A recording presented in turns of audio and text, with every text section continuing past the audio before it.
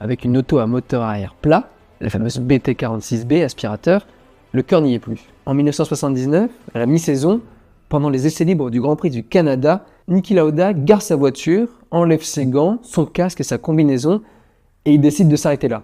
Il ne veut plus piloter en Formule 1. Et sans transition, il part monter sa compagnie aérienne, la Lauda Air. C'était donc l'histoire de Niki Lauda, un pilote de légende. Merci d'avoir regardé cette vidéo. Et non, vous pensez que c'en était fini, mais bien sûr, Niki Lauda revient toujours plus fort. On pensait Lauda retiré pour de bon. Patron d'une compagnie aérienne, costard bien taillé, brushing de PDG, bien plus le genre à piloter des Boeing que des F1. Mais en 1982, McLaren le rappelle et il dit oui.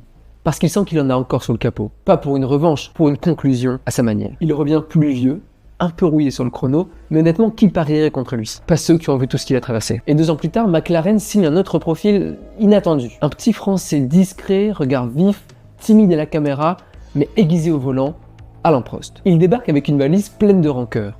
Renault l'a viré l'année d'avant, alors qu'il était à 2 doigts du titre. Oui,